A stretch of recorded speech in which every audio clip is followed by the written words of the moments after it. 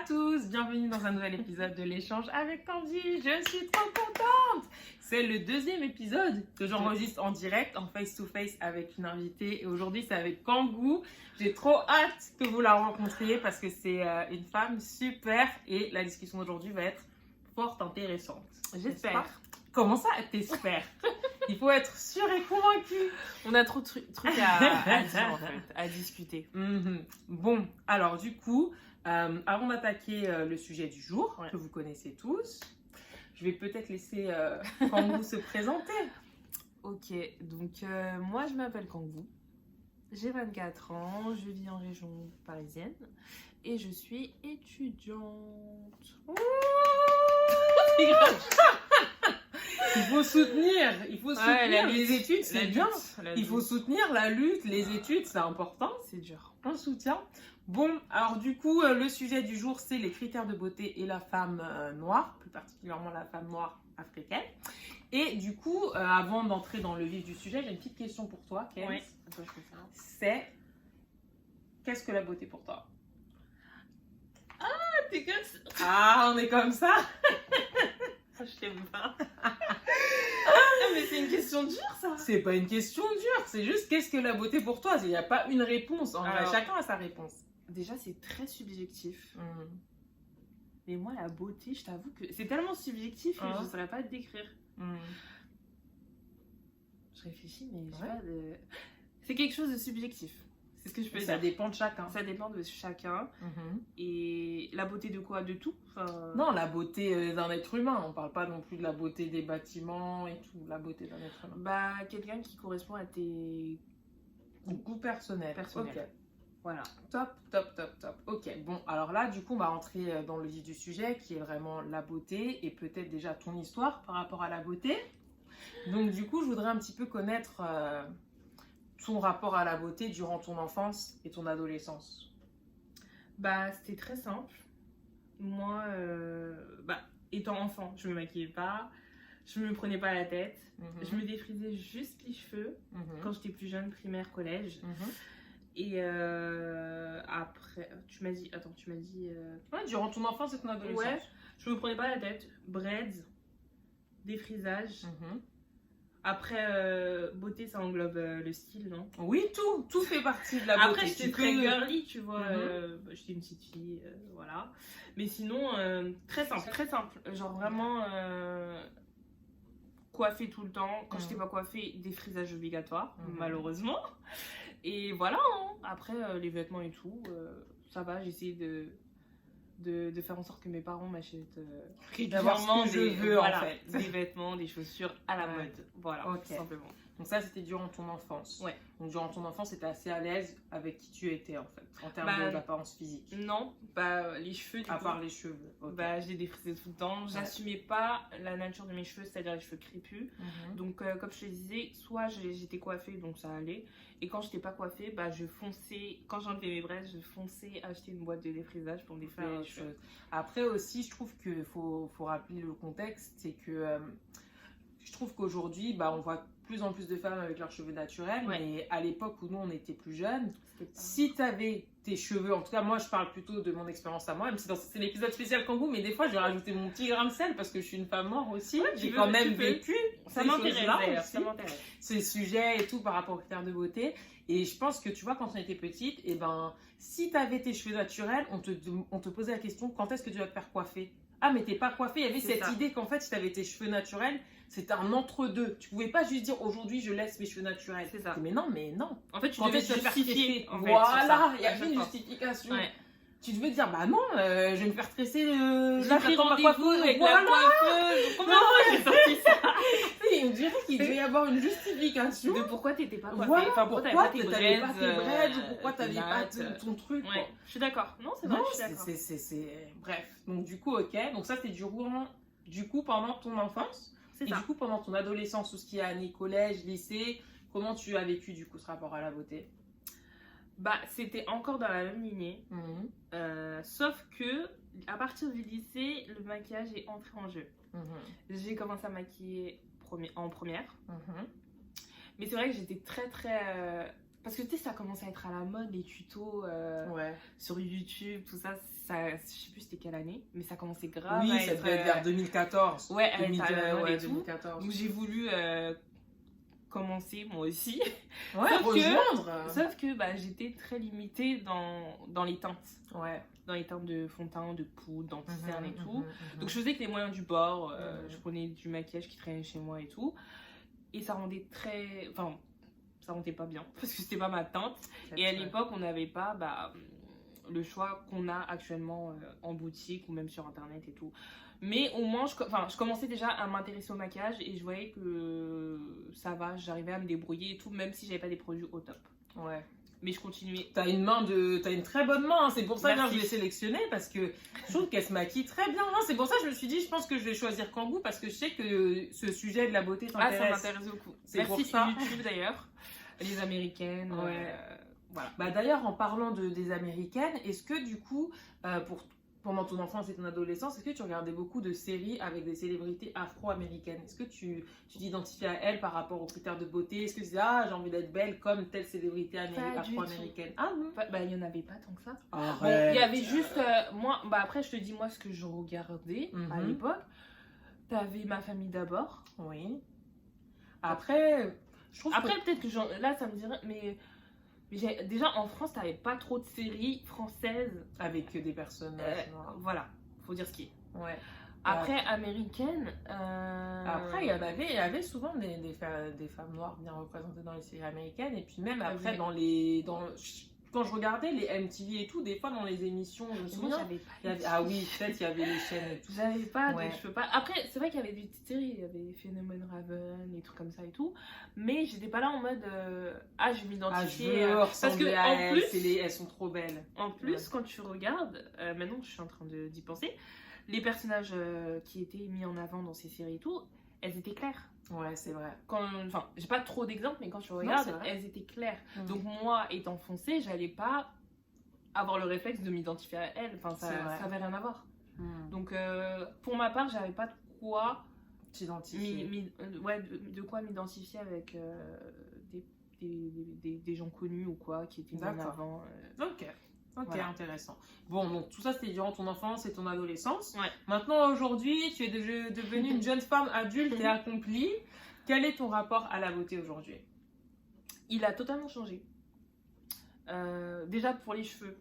Maintenant, c'est bon, j'assume. J'aime mes cheveux. Je suis pas là en train de courir. Si j'ai pas mes braids, faut que je me dépouille mes cheveux. On va arrêter ça. C'est bon, je peux vivre avec mes cheveux et tout. Il n'y a pas de souci, j'accepte et je les aime. Après, il m'arrive de mettre des braids, de mettre des perruques et tout. Non pas parce que j'assume pas, attention. Est-ce que tu as envie de changer? Juste des fois, t'as envie de changer et tout, et ça va. C'est quoi? En vrai, moi, je trouve pour tout ce qui est wigs, tresse, la versatilité des cheveux, moi, je pense que c'est comme les ongles. On aime tenter différentes couleurs.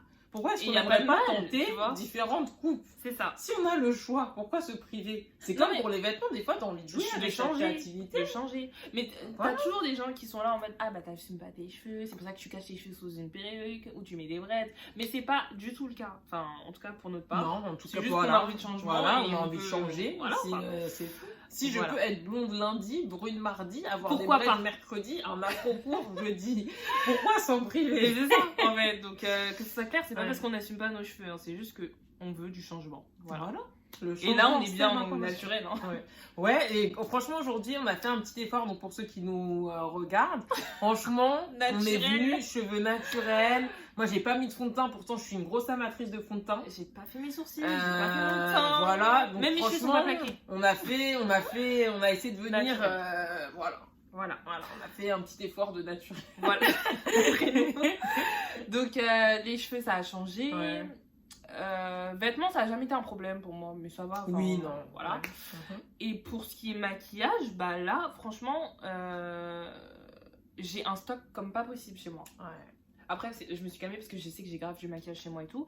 Mais ce que je veux dire, c'est que je galère pas autant qu'à mes débuts. Je peux aller dans n'importe quelle boutique maintenant et trouver ma teinte, que ce soit en fond de teint, en anti-cerne et tout. Enfin, je trouve que c'est bon, on n'est plus comme avant où tu étais limité dans tes choix, etc. Ouais.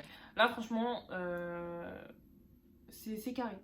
niveau beauté, genre, je suis pas à plaindre, genre, je suis bien. Choix, peu importe ton origine. C'est pas limité à deux teintes pour le noir, tu vois. C'est vrai, parce comme que avant. je trouve, ça veut rien dire, parce qu'en fait, moi je vois même dans ma famille, on est noir, ok, mais la couleur de ma mère, c'est pas comme la mienne, c'est pas comme celle de ma sœur. En fait. Voilà, il y a beaucoup de nuances, c'est pas comme celle de mon autre tante. Enfin. Ouais. Non, mais je dis ça parce qu'avant, même s'il y avait des teintes pour noir, t'avais juste deux. Une très foncée et une très claire. Il n'y avait pas de toutes les nuances que, par exemple. Donc, du coup, maintenant, je voudrais parler des critères de beauté et de leurs impacts. Donc, première question, est-ce qu'aujourd'hui, tu te sens représentée dans les critères de beauté en France? Ça va. Ça pourrait être mieux. Mais c'est mieux que, c'est mieux qu'avant, tu vois. Je trouve que ça va. On a quand même des gens qui sont mis en avant, des femmes noires. Oui. Que ce soit partout à la télé, sur les réseaux, dans les clips. C'est vraiment aujourd'hui, il y a des femmes même noires dans les médias. films, tu vois, tu as des actrices vraiment qui ont un premier rôle et qui sont des femmes noires, tu vois. Donc déjà, pour la France, si on peut donner quelques exemples, déjà, Aya Nakamura, ta copine, Aya Nakamura. Inévitable. Il y a Absa Toussoui aussi, qui est présente dans les médias. Il y a, comment il s'appelle? Il y a une fille, elle est très jolie. La journaliste qui... Rokia Diallo. Ouais, j'aime beaucoup comment elle s'exprime. Aussi, elle s'exprime très bien. Il y a aussi, elle avait joué, j'ai oublié son nom, elle avait joué dans un film, elle est aussi dans le clip d'Aya Nakamura. Au début du clip. Khadija Touré, je crois que c'est elle. Désolée si c'est pas elle, mais... Elle avait joué dans un film, j'ai oublié le nom du film. Bande de filles. Bande de filles, voilà, donc on parle bien de la même fille. Elle avait du coup le rôle principal. Donc je trouve qu'il y a un peu aujourd'hui. Non, ça commence. Il y en a un petit peu de la représentation, ça commence. Ça va. Genre, si t'es une petite fille à l'heure d'aujourd'hui, si tu regardes la télé ou si tu vas sur YouTube et tout, ça va, tu peux t'identifier à des personnes noires, tu vois, des femmes noires plutôt. Ouais. Donc je suis contente parce qu'avant c'était dur quoi. T'as pas trop d'exemples à citer. Avant, je trouve que pour ce qui est la représentation en France, c'était très faible. Moi, si je prends mon exemple, je me souviens qu'il y avait Sonia Rolland. Ah ouais, mais je l'avais zappée, elle. Ouais, et je me souviens, il y avait une série où elle faisait un truc d'espionnage et tout. J'aimais trop regarder ça. Je disais, je sais pas, j'aimais bien. Ils avaient pas refait une reprise de Charlie Angel? Je sais plus le nom, par contre, parce que c'est un souvenir d'enfance, là. Mais il y avait cette série-là. Et donc il y avait elle, mais tu vois, c'est vrai pour l'image de là. Et il y avait Noémie Lenoir. Ah ouais, mais elle est trop belle, elle est trop jolie. Elle est magnifique. magnifique. Je sais pas ce qu'elle devient, mais elle est trop jolie. Mais tu vois, c'était limité. Encore une fois, ces deux femmes, elles sont super belles. J'ai pas envie qu'on retire la beauté. Elles sont super belles. Mais je trouve que c'était encore une fois un certain type de femmes noires. Mais ça, on en viendra un peu plus tard. Ouais. Mais c'était pas forcément des femmes qui ressemblaient par exemple à Aya Nakamura ou Khadija Touré. Tu vois. C'est ça, ouais. Donc après, ça n'enlève en rien leur beauté, elles étaient magnifiques, bien évidemment. Donc on le voit. mais voilà, et donc du coup, oui, non, aujourd'hui, il y en a plus. Il y a plus de représentation, alors qu'à l'époque, c'était plus rare. Dur, hein. Enfin, plus rare. Il fallait se tourner vers les États-Unis pour plus de représentation, en vrai, à l'époque. Aujourd'hui, en France, il y en a un. Ça commence à arriver. That's nice. Ok, bon. Alors maintenant, je voudrais parler des critères de beauté, mais en Afrique. Donc surtout en Afrique subsaharienne. Je sais que nos amis les Maghrébins font partie de l'Afrique, mais les critères de beauté diffèrent, ils diffèrent entre les pays du Maghreb et les pays d'Afrique noire, donc d'Afrique subsaharienne. Donc du coup, là, je vais me concentrer sur les pays d'Afrique subsaharienne et on parlera du Maghreb dans un autre épisode. Voilà. Ok. Mais donc du coup, je voudrais parler des critères en Afrique subsaharienne. Moi j'en ai noté quelques-uns, donc je pense qu'on va revenir dessus. Mais il y a déjà les formes. Ah oui, ça. C'est limite inévitable. Non, je suis d'accord, les formes. Les formes, c'est vraiment quelque chose qui est très prisé dans les pays d'Afrique Nord. C'est limite ce qui te définit, quoi. Enfin, tu penses, je vais pas généraliser, mais en gros, les gens, ils ont tendance à penser femme noire, forme. À penser comme ça. Je sais pas si c'est malheureusement ou pas, mais parce que c'est vrai, mais la femme noire c'est pas que ça en fait. Voilà. J'ai l'impression qu'on est un peu réduite à ça seulement.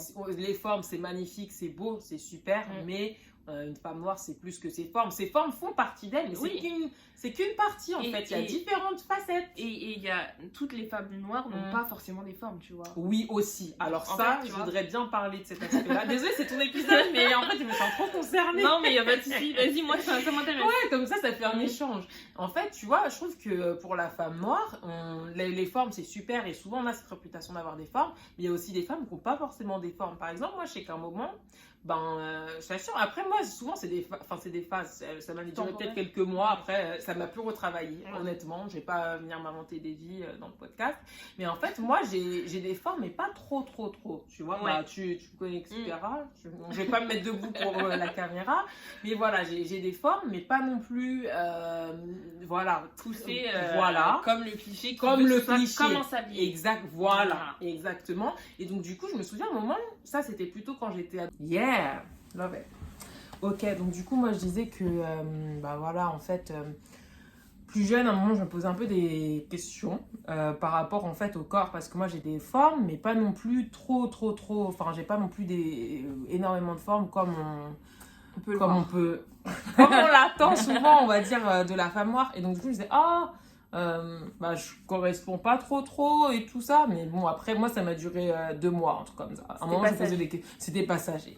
Parce qu'en fait, je trouve qu'au fond, j'ai des formes quand même. J'aime bien même si j'ai des formes, après, même si c'est pas forcément beaucoup, j'ai des formes, mais je me dis, on fait avec ce qu'on a. Hein. Ouais. C'est pas comme si j'en avais pas du tout, et on fait avec ce qu'on a. Et en plus, la femme noire, elle n'a pas que des formes, parce que quand tu regardes en Afrique de l'Est, elles sont très fines, généralement. Je veux pas faire une généralisation. En fait, t'as de tout. T'as de tout. Donc souvent, on pense que la femme noire, il y a qu'un seul type, mais non.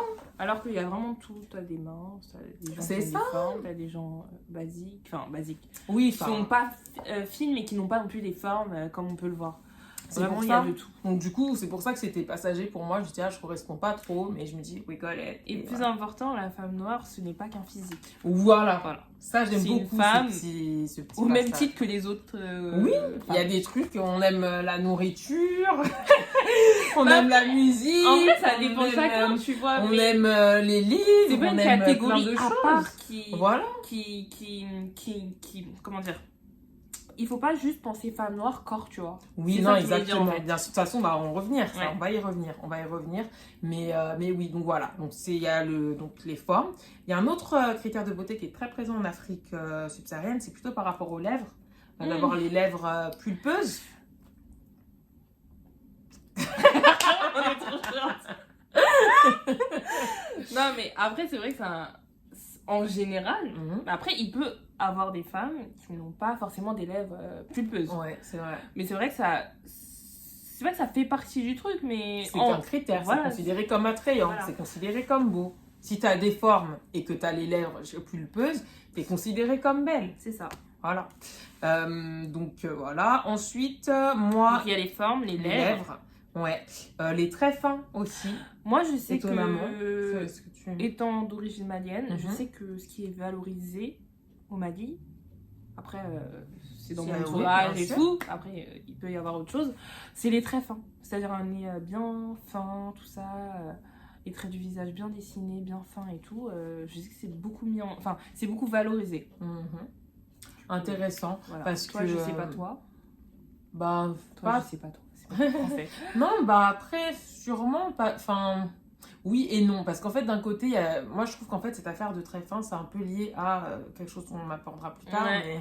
Mais je suis d'accord. Tu vois où je veux en venir. Mais je suis d'accord. Donc, quand tu as les traits fins, l'idée d'aller plus vers un certain type de beauté, alors que, on va dire, plus traditionnellement, la beauté africaine, tu as surtout des traits, on va dire, prononcés. Après, ça peut être harmonieux. Ouais. Prononcé ne veut pas dire disgracieux, ça peut être prononcé et être harmonieux. Le nez épaté. Par exemple, moi, j'ai vraiment le nez, du coup, le nez africain.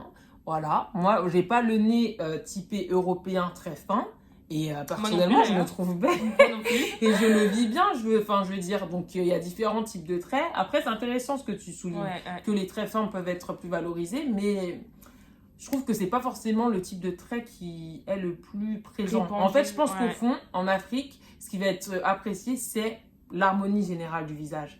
Tu peux avoir des lèvres très prononcées, un nez prononcé aussi, mais en fait, il faut que ce soit proportionné, harmonieux. Tout à fait, je suis totalement d'accord. En fait, c'est ça. C'est pas une question de est-ce que tu as le nez bien pointu et tout, comment ça rend sur ton visage au final. Est-ce que c'est harmonieux ou est-ce que c'est disgracieux? C'est ça. Ok. Ensuite, par rapport aux cheveux, quels sont les critères de beauté par rapport aux cheveux en Afrique subsaharienne? Je dirais pas que c'est des critères de beauté, mais ce qui est répandu là-bas. Après, ça tend à changer. Hein. Mais en général, c'est souvent les tresses. Simple. Genre vraiment sans rajout de mèche ou quoi. Les tresses sur tes cheveux. Les tresses sur tes cheveux très fins. Bien faits avec des modèles bien précis et tout. Après, bon. On se concentre sur l'Afrique subsaharienne. En Afrique subsaharienne, les tresses, ça a toujours été très à la mode. T'as raison. Les braids aussi. Non, tout ça, ça a toujours été là. Les wigs, un peu moins. Ça existait, je dis pas. Oui. Il y en a qui ont. Enfin, t'avais des femmes qui en portaient et tout. Ouais. Mais c'est vrai que ces derniers temps, là, il y a eu l'émergence des wigs, etc. Ouais. Il y avait aussi une phase tissage qu'on n'a pas abordé, mais les tissages. Et en Afrique subsaharienne, c'était répandu aussi les tissages. Les tissages, à un moment, c'était ça. En gros, moi, les tissages étaient super répandus en Afrique aussi. Bah, il y a eu tissage et après, on a migré vers voilà. Les perruques. Et là, on tend à redevenir la trend nappy, tout ça. De toute façon, on parlera bien de tout ce qui est nappy. Là, c'était juste un petit aparté où on se concentrait vraiment sur tout ce qui est Afrique subsaharienne. Donc moi, c'est les critères de beauté que j'ai notés pour l'Afrique subsaharienne. Mais si vous êtes d'origine d'Afrique subsaharienne ou vous vivez en Afrique subsaharienne, dites-nous. Peut-être qu'il y a d'autres critères de beauté qu'on n'a pas notés, qu'on n'a pas abordés. Et ce sera un plaisir d'en parler ou en tout cas de les mentionner aussi. Bon, maintenant, il y a un autre gros point. J'ai peur. Que je vais aborder. En goût, soyons prêtes. Attachons tous nos ceintures. Non, c'est le point du colorisme. Du coup, quand on parlait des critères de beauté en Afrique subsaharienne, il y a le colorisme. Et ça, je pense que c'est important d'en parler. Je tiens à préciser que ça, c'est présent en Afrique subsaharienne, mais c'est aussi présent dans les diasporas en Europe. Oui, c'est ce que je voulais dire. Donc, en fait, même c'est présent mondialement et vous allez comprendre pourquoi quand on va vraiment entrer dans le vif du sujet. Je suis d'accord, c'est pas qu'en Afrique. C'est pas qu'en Afrique, en réalité, ce phénomène. C'est même pas un phénomène, c'est... Je sais pas trop comment qualifier ça, mais en tout cas, le colorisme, ce n'est pas présent qu'en Afrique. Mais déjà, problématique. C'est très problématique. Donc déjà, peut-être que ce serait bien de définir un peu ce que c'est. C'est pas vraiment une définition, mais c'est comment je le vois moi. En fait, c'est le fait, chez les personnes noires, de donner du privilège à des personnes qui sont noires, mais plus claires. Ouais. En fait, d'accorder... comment dire ça? Je vais essayer de faire ça en français. D'accorder plus de privilèges à des personnes claires qui sont noires. En fait, de faire une classification. Voilà. C'est en fait une classification parmi les personnes noires. Tout simplement. Et plus t'es clair, plus tu serais, entre guillemets, bien vu, privilégié. Et du coup, tu as les avantages qui vont avec. Tu vas être considéré comme vraiment la beauté. La beauté. C'est ça. La beauté. Et plus t'es noir, foncé peau, et moins t'as d'avantages, moins t'es bien vu.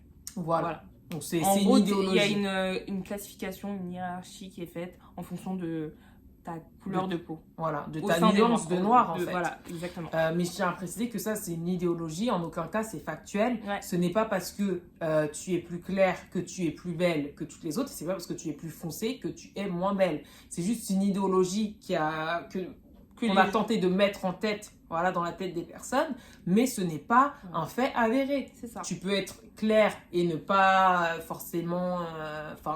Voilà, ça veut rien dire. Et comme tu peux être foncée, être très très très belle, tu vois, ça ne veut rien dire. Je tiens vraiment à préciser ça pour les personnes qui nous écoutent. Donc du coup, première question, d'où est-ce que ça vient le colorisme? Ça remonte, de l'esclavage. Ça remonte à pour la petite histoire. Pourquoi ça?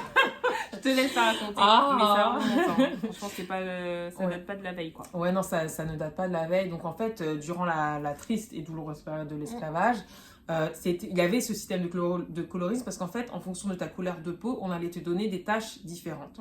Donc en fait, si tu étais plus clair, tu allais être entre guillemets un esclave de maison. Tu allais pouvoir travailler à l'intérieur, tu allais faire des tâches comme moins pénibles. Peut-être la cuisine, peut-être balayer, nettoyer la maison, t'occuper des enfants.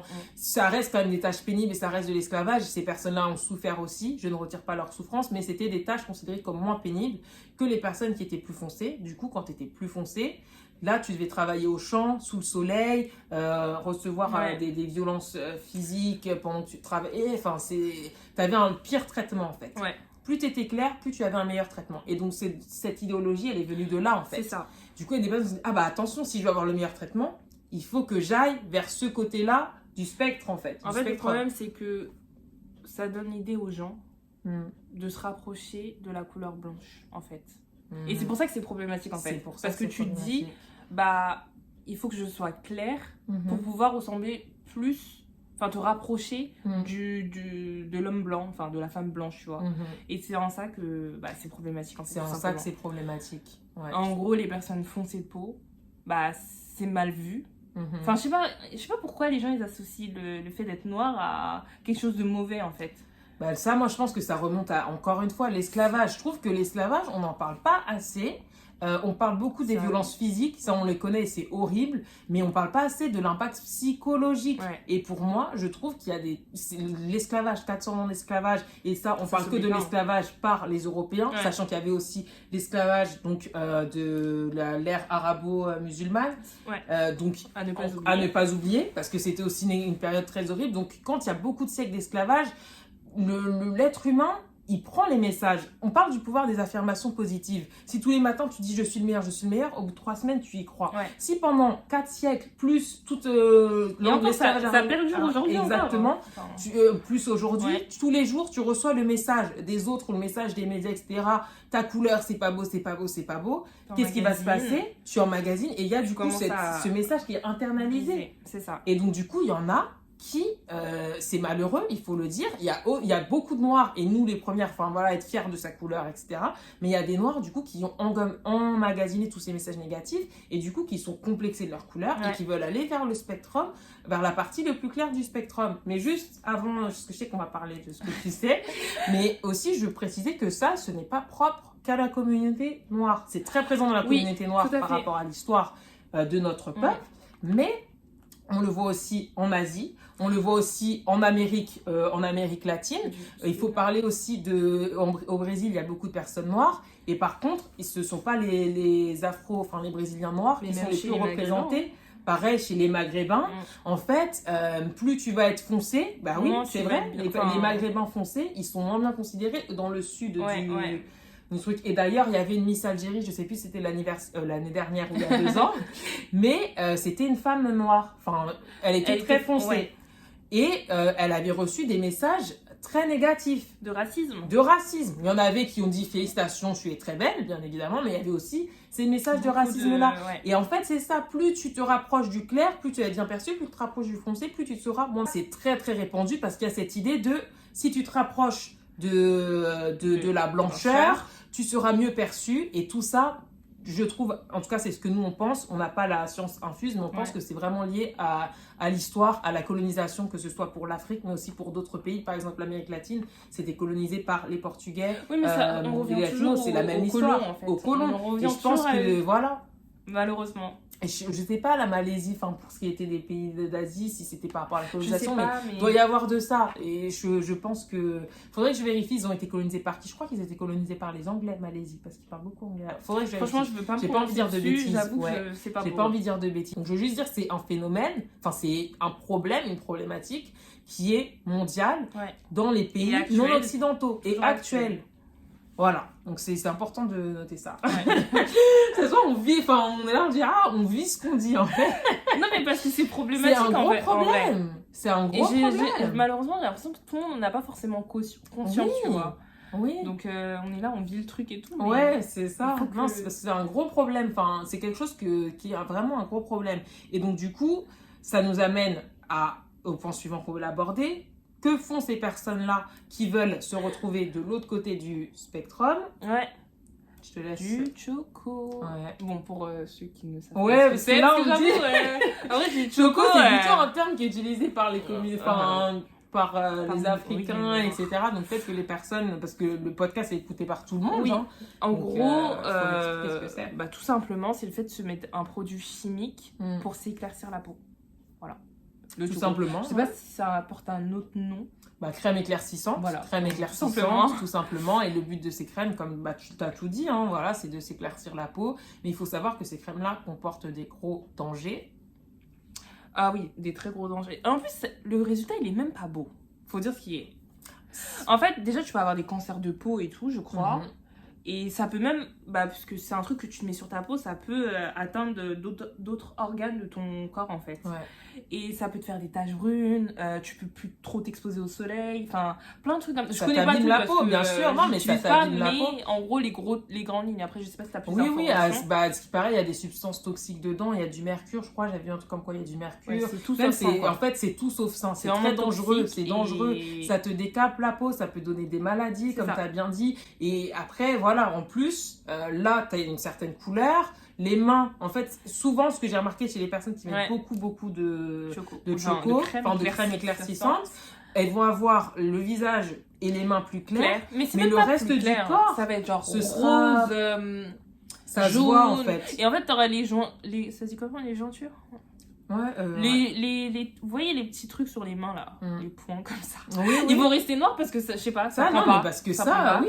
Et après ils vont avoir des taches. Oui, il y en a, ils arrivent même à se brûler. Hein. Oui, non, mais c'est très dangereux. Tu t'exposes.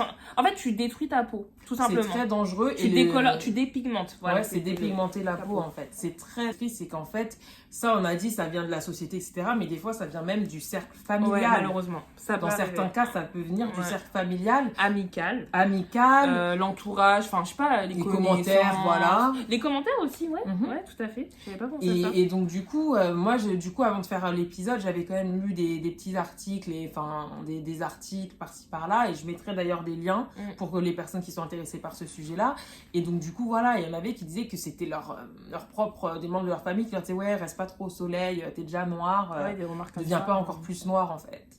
Et c'est plein de petits trucs mis à gauche, à droite, par rapport aussi aux hommes. J'avais vu un reportage de Brut qui parlait du coup des crèmes éclaircissantes, et c'était une femme, elle avait dit, ma motivation, c'est de trouver un mari. Et donc du coup, pour trouver un mari, elle s'est dit qu'il fallait qu'elle soit plus claire. Et c'est comme ça qu'elle est rentrée dans le cercle des crèmes éclaircissantes. En plus, c'est un cercle vicieux, tu commences, tu t'arrêtes plus, enfin... Catastrophe ce truc. C'est vraiment, donc, franchement, s'il y a des personnes qui nous écoutent et qui utilisent ces produits, je suis sûre qu'on a déjà dû vous le dire 10 000 fois, mais là, c'est même pas une question d'esthétique, c'est vraiment une question de santé. Santé avant tout. Ouais. Parce que franchement, ça va vous apporter que des problèmes. Et il faut... Après, c'est plus facile à dire qu'à faire, je sais. Mais il faut apprendre à s'aimer, en fait. C'est pas parce que tu vas apparaître plus blanche ou quoi que... Enfin, je sais pas, moi, je comprends pas trop la logique derrière tout ça. Mais après, nous, on pense comme ça, tu vois, peut-être que... On n'a pas vécu forcément les remarques, tout ça, tu vois. Donc, on peut pas non plus parler comme ça. Mais on essaye d'avoir conscience quand même du truc, tu vois. Et je pense que, comme tu disais tout à l'heure, l'éducation aussi, ça joue pas mal. Ça joue.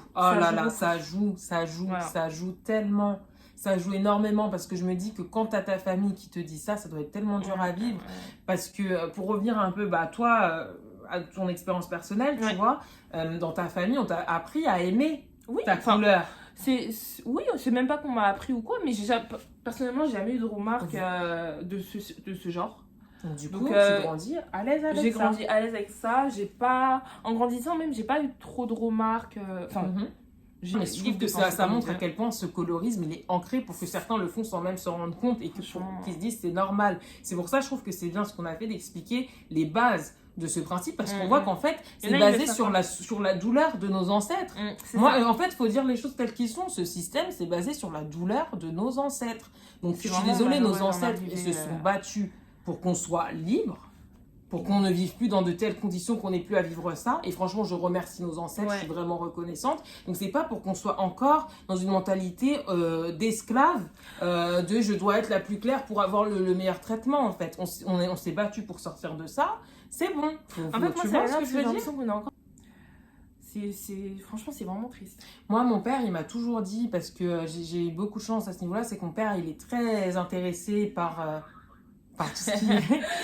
tout ce qui est l'histoire du peuple noir, et pas que la période colonisation esclavage, mais même en général, et la fierté du peuple noir, etc. Et lui m'a toujours dit, oui, tu verras ma fille, en fait, les chaînes, par rapport à l'esclavage, les chaînes les plus dures à briser, ce sont celles qui sont là, c'est les chaînes psychologiques. Et moi, il m'expliquait ça depuis que j'étais petite. Donc moi, je disais, mais qu'est-ce qu'il me raconte, une chaîne psychologique qu'est-ce qu'il me dit, mon père? Je comprenais pas trop. Et il m'a dit, tu verras plus tard, ma fille, etc. Et maintenant que je suis vraiment adulte, je vois que c'est vrai, en fait, que dans certains cas de figure, il y a des personnes qui ont encore cette, entre guillemets, c'est un peu fort le terme, mais tu vois, il y a encore ces chaînes psychologiques. Parce que cette mentalité découle de ça, en fait. Totalement. Ça, c'est important de connaître les bases des choses. Et quand tu comprends la base, tu te dis, en fait, non, je peux pas accepter ça, en fait. Il y en a beaucoup qui connaissent pas les bases. C'est pour qui ça. se lancent dedans en parlant de la crème, de tout ce qui est crème éclaircissante, comme ça, juste pour l'esthétique. Alors qu'en vrai, on va pas se mentir, c'est même pas... Bon, après, chacun est libre, en fait. C'est ça. Et pour les personnes, s'il y a des personnes qui nous regardent et qui font ça, en fait, la solution, l'antidote au complexe, c'est l'amour de soi. Ouais. Et franchement, quand on apprend l'histoire de son peuple, quand on voit les beautés des femmes des femmes noires qu'il y a sur cette planète, on se dit, mais en fait, pourquoi? Je vous assure, franchement, tu te dis, mais en fait, comment on a pu nous faire croire que soi-disant, on n'est pas belle, etc. Blanc, franchement, beau, en fait. Il y a des femmes noires qui sont vraiment magnifiques. Quand moi, je me dis, mais waouh! Waouh! Mais après, waouh! peut-être que c'est nous, on pense comme ça. Je sais pas. Mais en tout cas, essayez d'être le plus exposé à la beauté de femmes noires, des femmes noires de différentes teintes, et vous verrez que petit à petit, ça peut vous aider. Je pense que c'est important. Quand tu vois des femmes noires belles... Pensez santé avant tout. Ah oui, santé avant tout, tout simplement. Ouais. Avant même de regarder tout ça, santé, parce que ça, c'est des trucs, c'est vraiment des merdes, en fait. C'est vraiment des merdes. Tu niques ta santé pour... Ça sert à rien de s'aventurer dans ça. Voilà. Honnêtement, pour avoir des privilèges, quel privilège. Là, si l'homme il t'aime uniquement parce que t'es plus clair, ça veut dire que cet homme ne t'aime pas vraiment. Celles qui disent qu'elles font ça pour trouver un homme, le but c'est de trouver un homme qui t'aime quoi qu'il arrive. On cherche un amour inconditionnel chez un homme. On cherche pas un amour.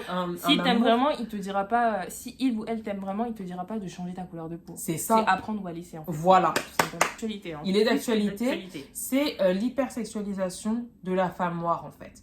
Donc, moi je trouve que. Est-ce que c'est quelque chose que tu as remarqué déjà? Parce que peut-être que c'est quelque chose que j'ai mais est-ce que tu as remarqué que la femme noire était hypersexualisée, que ce soit dans les médias ou de manière générale? Mais tu sais, ça revient à ce qu'on disait tout à l'heure.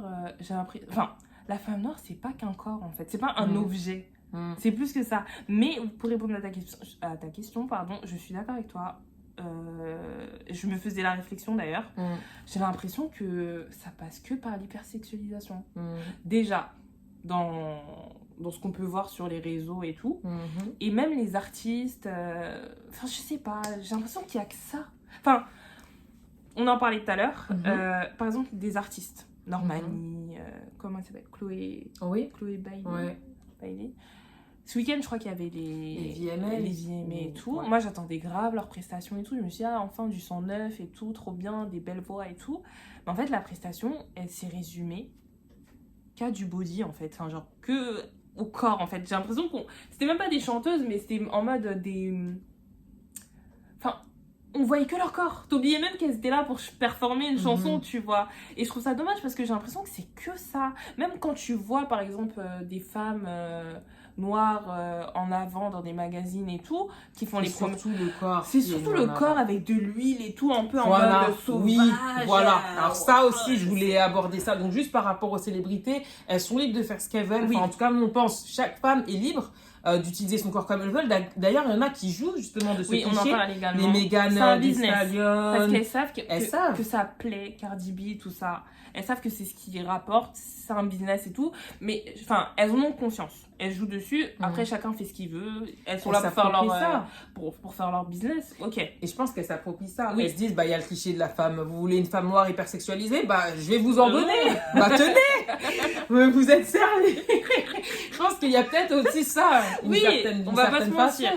Après, il y a des femmes, moi je suis pour que la femme soit libre de son corps. Et si elle veut s'hypersexualiser, d'accord, super. Si elle veut être très, beaucoup se couvrir, être beaucoup plus pudique, super aussi. Chacun est libre de le faire. Sauf que dans le cas de la femme noire, j'ai l'impression que c'est souvent, en fait, on la ramène qu'à cette image du corps. En gros, elle est bonne que pour ça. Que dans ce rôle-là.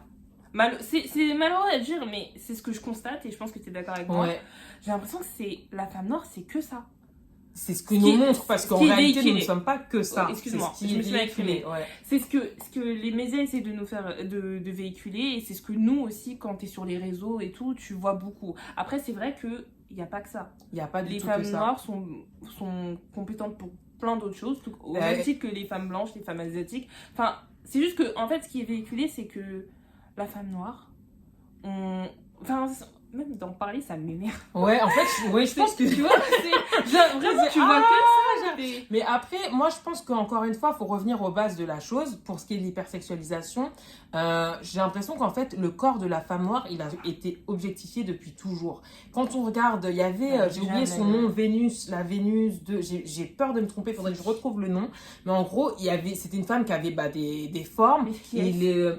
Non, c'était il y a très longtemps. Et en fait, il montrait son corps et elle était exposée dans des eaux. Mais voilà. ça me dit quelque chose, cette histoire. Oui. Déjà, même à l'époque.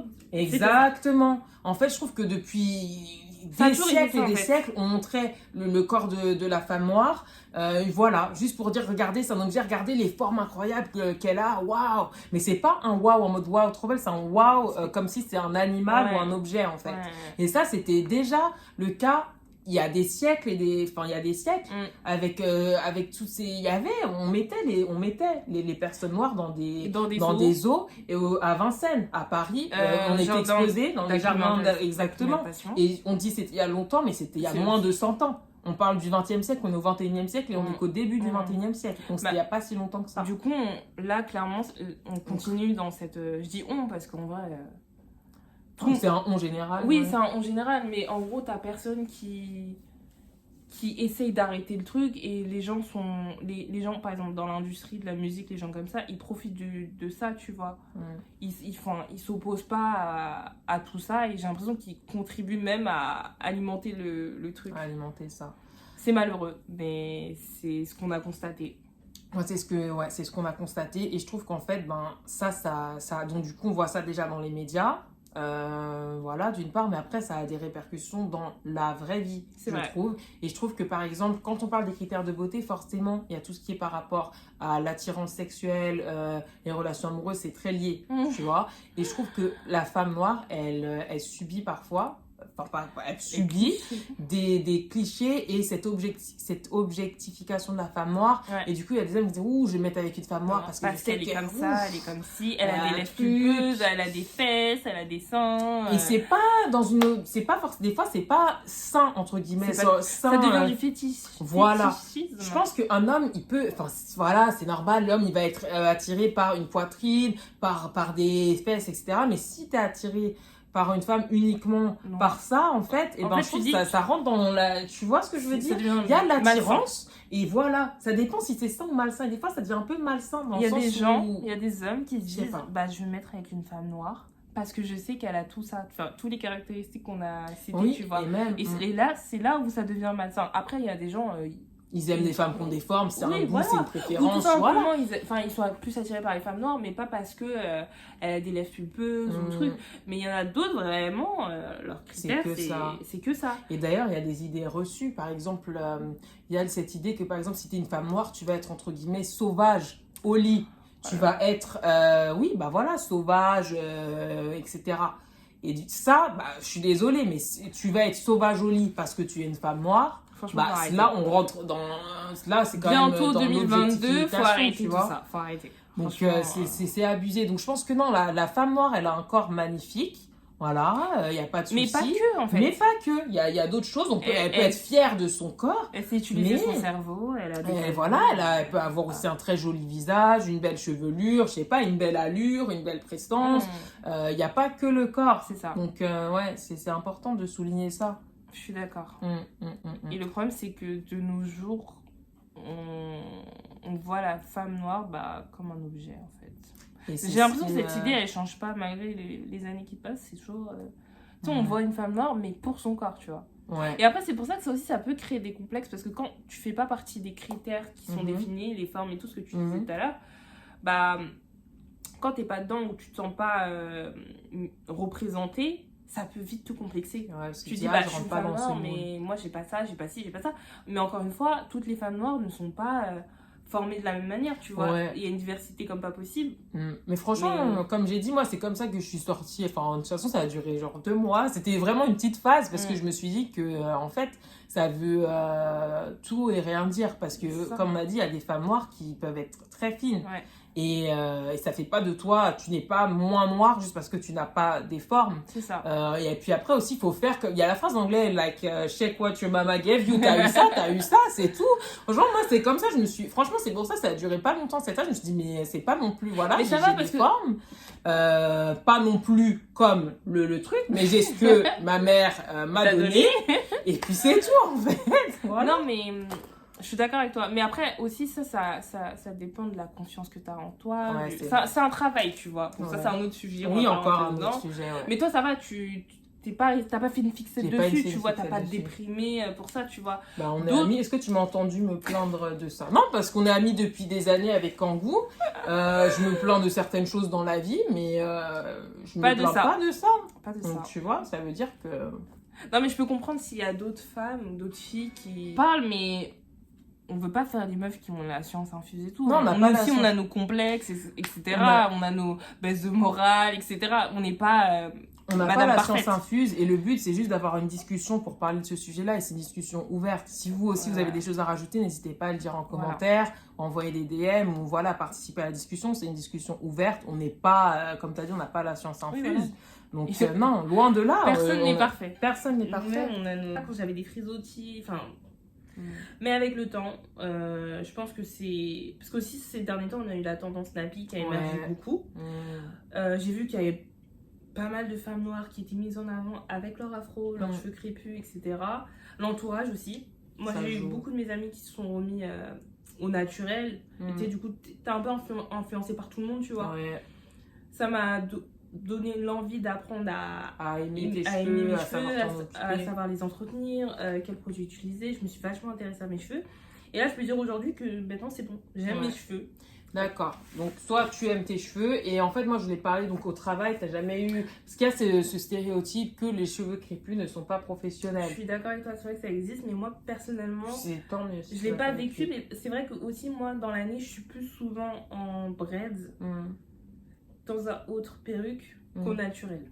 Non pas, encore une fois, pas parce que j'assume pas mes cheveux, c'est pas vrai, c'est juste que c'est la facilité quand t'es coiffé, tu te lèves le matin, c'est... Faut être honnête, les cheveux crépus, c'est magnifique, l'afro, mais ça demande beaucoup d'entretien.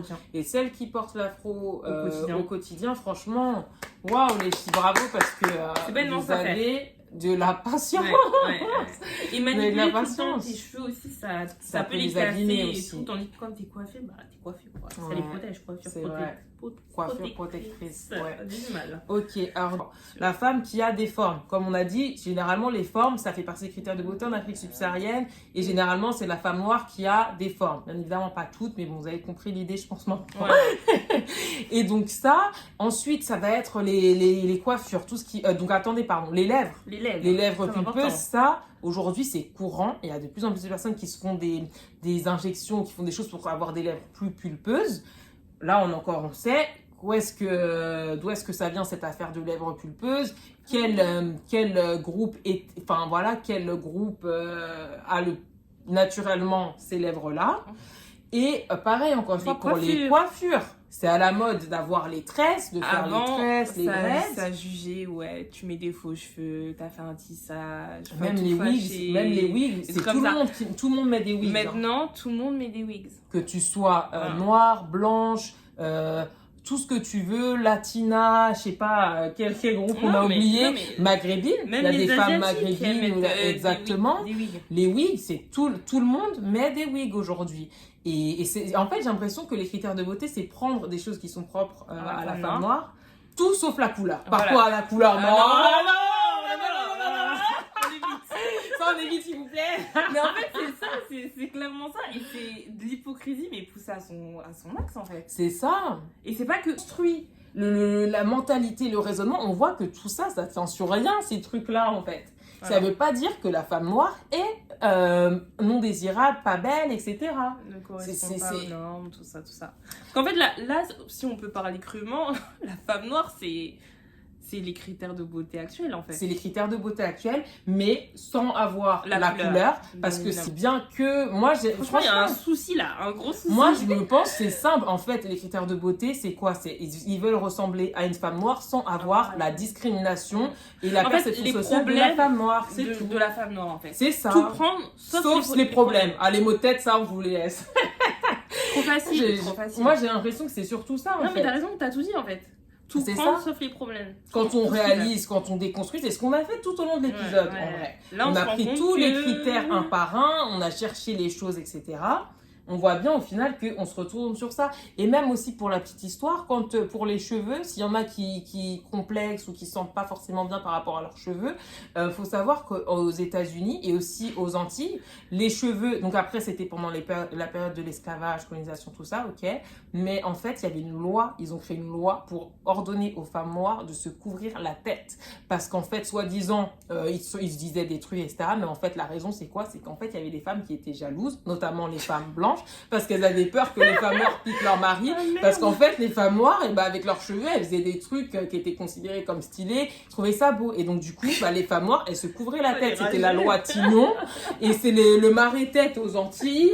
Et même quand tu vois, c'est en Louisiane, je crois, si je me souviens bien, pour l'État aux États-Unis, etc. Donc, en fait, quand on déconstruit tous ces critères, tous ces trucs-là, on se rend bien compte qu'en vrai...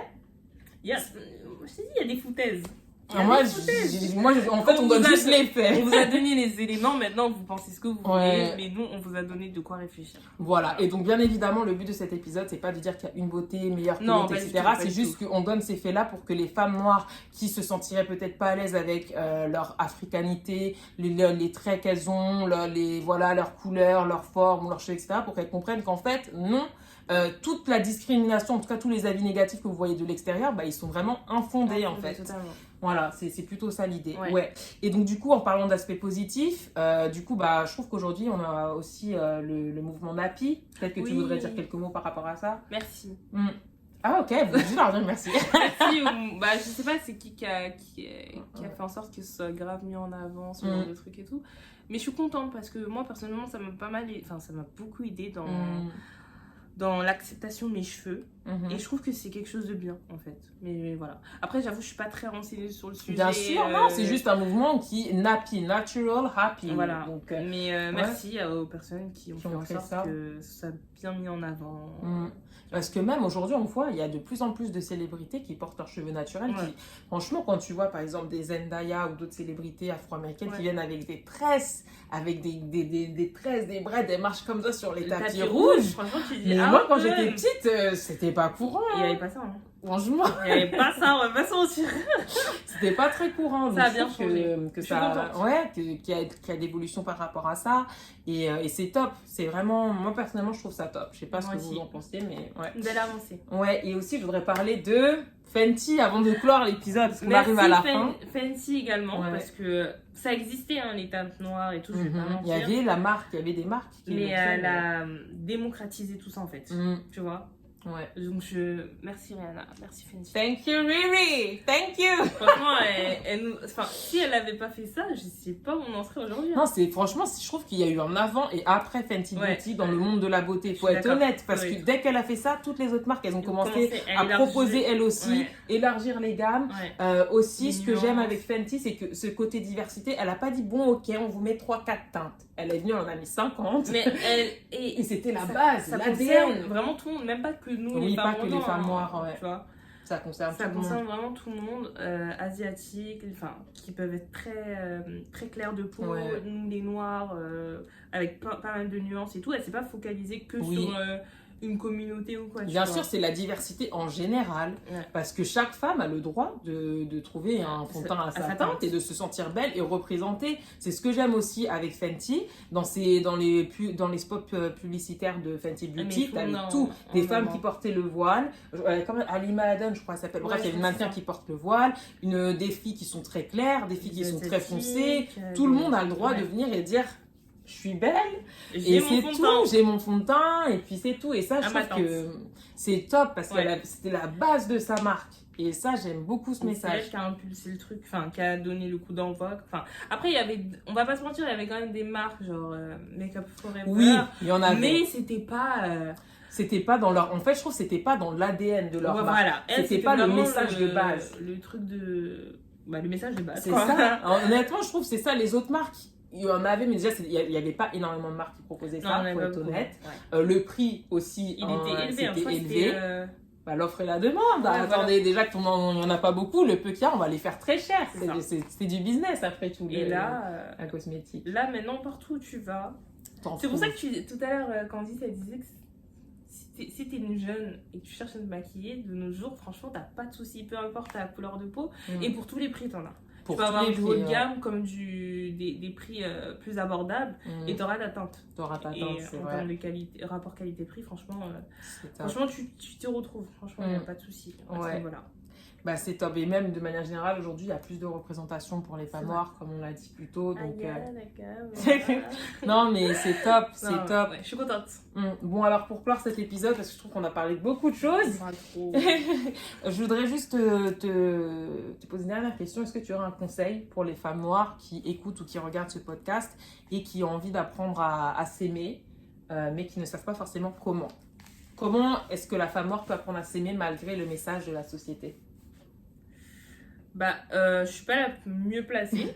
Non, comme on a dit, on n'a pas la science infuse. On parle juste. Après, c'est pas un conseil, mais quoi qu'il arrive, on est toutes belles. On a tous des choses. Là, je parle physique, mais même. Enfin, je parle d'abord physique, après, je parlerai beauté intérieure.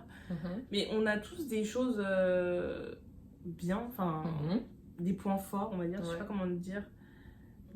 Qu'on peut mettre en avant, valoriser, etc. et tout. Il y en a, elles n'ont pas besoin de maquillage. Après, le maquillage, je trouve que enfin, c'est juste un plus, tu vois, sur toi-même. C'est pas ce qui fait tout. Si t'as... Enfin, bref. Tu peux être belle au naturel, comme si tu peux être belle avec du maquillage et tout, ça dépend de chacun. Mais moi, je trouve que le maquillage, je suis une merde, je suis moche. Enfin, chacun a des trucs. Je sais pas comment dire ça, à des... Je sais pas comment te dire. Non, mais chacun a des caractéristiques qui lui est propre, en fait. Et c'est ça qui nous rend beau. Et ça, c'est un autre truc que j'ai remarqué. Après, ça concerne pas que la femme noire, mais de manière générale, je trouve qu'aujourd'hui, avec l'ère des réseaux sociaux, on voit une uniformisation des critères de beauté et de la beauté. Il y a des personnes qui ont le même visage. Et en fait, je pense, après, s'il y en a qui veulent développer ce type de visage, tant mieux. Mais je trouve qu'en fait, ce qui nous rend unique, ce qui nous rend beau, c'est justement en fait ces caractéristiques que seuls nous avons. Par exemple, Rosalia, j'aime beaucoup la chanteuse Rosalia, je sais pas si tu la connais. Ouais. Et ben, je trouve qu'elle est super belle cette fille. Et en fait, je trouve qu'elle a un nez qui est, par exemple, il est atypique, il est propre à elle-même. Et justement, je me dis, mais j'espère qu'elle fera pas de chirurgie ou qu'elle... Enfin, après, elle est libre de son corps, tu vois. Il est beau, j'ai pas dit qu'il était pas beau. Non, mais je vois pas pourquoi elle voudrait le changer. Non, je sais pas, j'espère pas. Mais en fait, ce que j'aime, je trouve que son nez, il apporte un truc spécial à son visage, en fait. À chaque fois que je vois Rosalia, je dis, en fait, j'aime trop son truc. Ouais. Et non, c'est pas le nez commun. Enfin, je sais pas, je trouve son nez, j'aime trop, je trouve que ça apporte un truc sur son visage, en fait. Et je me dis, ben, franchement, j'espère qu'elle ne changera pas ou qu'elle dira pas, oh, faut que j'ai le nez comme tout le monde a sur le truc, parce que ça, je trouve que ça apporte, on a tous un petit truc comme ça sur nous, qui apporte cette petite touche, notre signature. Là, je suis d'accord. Et il faut aimer cette signature. Après, il faut trouver cette signature, il faut découvrir c'est quoi notre signature. Je sais pas c'est quoi ma signature. Moi, je sais pas, on a tous une petite signature. Bah, moi, je sais que je connais bien ta bouche. Ah bon? Ouais, je trouve qu'elle est vraiment propre à toi. Ah bon? Je trouve. Après, peut-être que quelqu'un d'autre te dira autre chose, mais... Ah bah merci. Oh, elle a trouvé c'est quoi ma signature. Voilà. Bah écoute, merci beaucoup Kangoo. Bah, merci à toi. J'ai beaucoup aimé cette discussion. Moi aussi. Très intéressant. Beaucoup de sujets. Ouais, en fait, il y avait tellement de choses à dire. On a essayé de couvrir le maximum de sujets possibles. Sans c'est pas complet, voilà, on a essayé. Voilà, et donc, juste pour dire, vous êtes tous beaux, vous êtes tous belles à votre manière. Parfaitement imparfait. C'est exactement ça. Yes, voilà, merci beaucoup. N'hésitez pas du coup à partager, liker, commenter, envoyer des DM. Voilà. Allez, bon, je vous dis à très bientôt. Bye bye. Et à bientôt pour un nouvel épisode.